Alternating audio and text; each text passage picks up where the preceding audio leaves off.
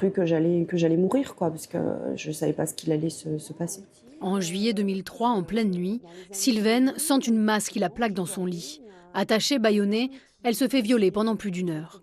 D'Aix-en-Provence à Antibes, en passant par Toulon, le violeur fera au moins 16 victimes entre 1994 et 2006. L'enquête, classée par manque de pistes, est aujourd'hui rouverte. Un nouvel espoir pour Sylvaine, qui lance un appel à témoins. Il avait un toc avec ses lunettes, il repoussait des lunettes style aviateur avec des montures métalliques. Et il avait un cheveu sur la langue puisque j'ai réussi à échanger avec lui. Il n'est pas très grand, il doit avoir à peu près notre âge aujourd'hui, donc entre 50 et 60 ans. L'enquête pourrait aussi avancer grâce à l'ADN prélevé, en le comparant à ceux des bases de données américaines de généalogie génétique réalisées avec les tests dits récréatifs pour connaître ses ancêtres. La pratique est pour l'instant interdite en France. Ce qu'il faut savoir, c'est qu'aujourd'hui, la technique permet de remonter jusqu'aux cousins au 6e degré. Donc, vos cousins au 6e degré, vous ne les connaissez pas. C'est des milliers de personnes autour de vous. Nous, on souhaite aujourd'hui, et on le répète et on le répétera encore, que cette technique soit utilisée dans ce dossier parce que c'est vraiment le type de dossier qui appelle l'utilisation de la généalogie génétique. Le parquet de Nanterre pourrait faire appel au FBI pour qu'il consulte ses bases de données privées.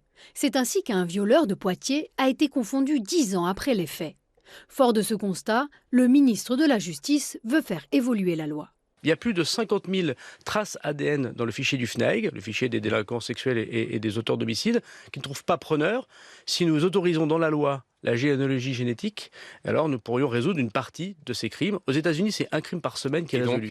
Pour comprendre la différence entre le système américain et le français, il faut s'intéresser au séquençage de l'ADN. Le génome humain, c'est 1000 fois le contenu de ce livre. 1000 pages, vous le multipliez par 1000, vous obtenez 3 milliards de bases. Et c'est à peu près la même quantité d'informations que vous avez.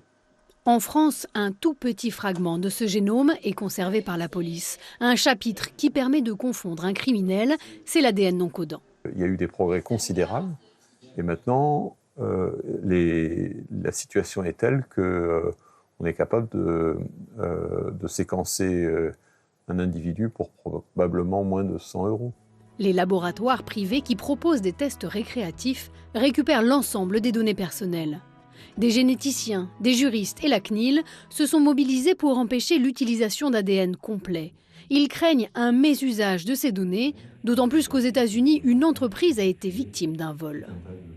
Il y a à peu près 6,9 millions de fiches individuelles de personnes donc avec leurs caractéristiques génétiques qui ont été dérobées. Et lorsqu'il y a eu les attentats en Israël en octobre 2023, eh bien, ont circulé sur le dark web des données génétiques qui étaient attribuées à des personnes d'origine juive, ce qui les a potentiellement mis en danger. Les fichiers ADN pourraient aussi servir dans le domaine des assurances pour augmenter les primes en fonction des risques supposés des maladies.